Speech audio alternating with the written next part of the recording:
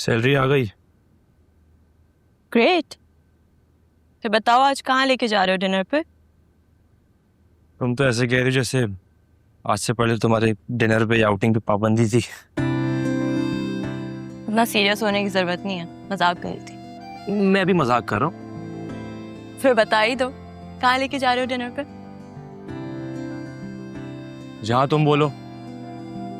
अच्छा, ऐसी बात है तो फिर मैं सोच के बताऊंगी। शाम तक का वक्त है तुम्हारे पास, सोच लेना। अच्छा सुनो। हाँ?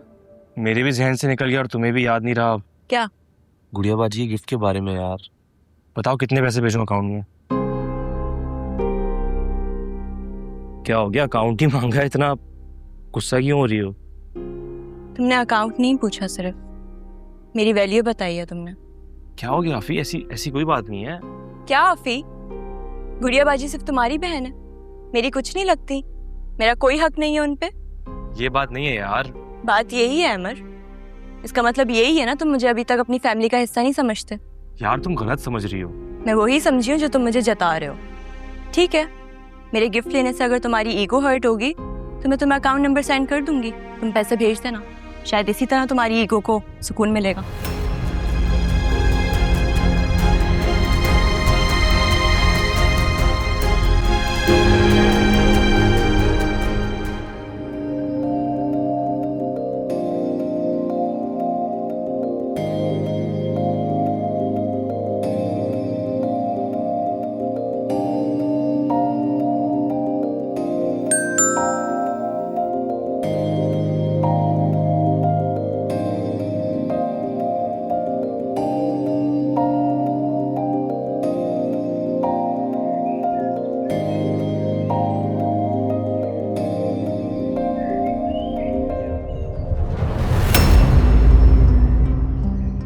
अस्सलाम वालेकुम। तुम यहाँ कैसे आए? यहाँ का एड्रेस किसने दिया तुम्हें? क्या सारे सवाल यहीं पूछ लेंगी, अंदर आने को नहीं कहेंगी? किस हैसियत से तुम मेरे घर पे आए हो? भाई हूँ आपका। भाई? ये रिश्ता याद है तुम्हें?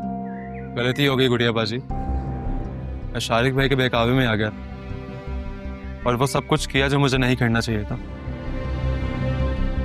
मुझे माफ कर दूं,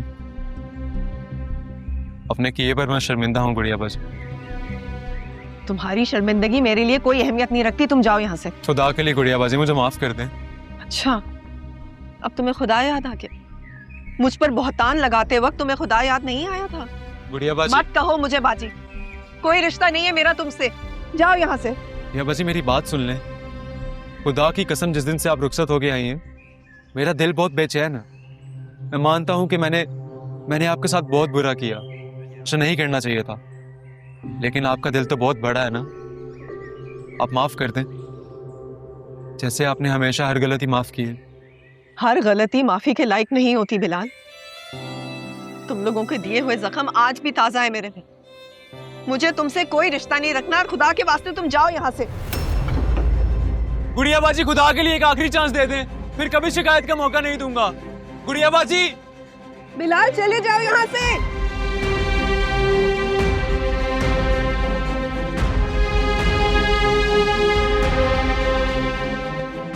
बेकार में इतने फल ले लिए, सारे पैसे जाया हो गए।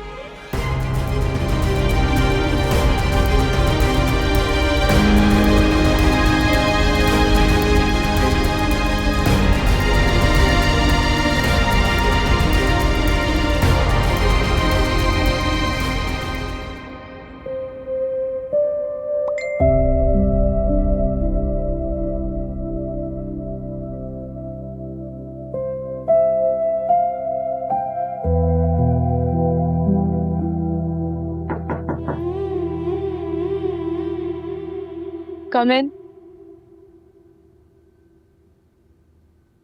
अस्सलामुअलैकुम डैड। वालेकुम अस्सलाम बेटा। कैसे हैं डैड आप?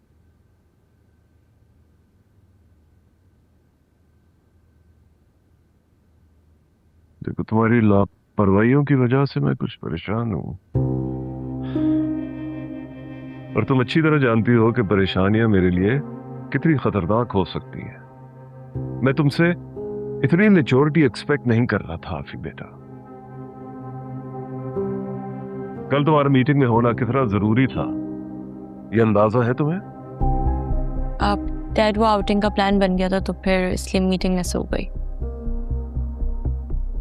आफी बेटा, तुम मुझसे झूठ नहीं बोल सकती। आई एम श्योर कि तुमने ये मीटिंग फहद की वजह से स्किप की थी।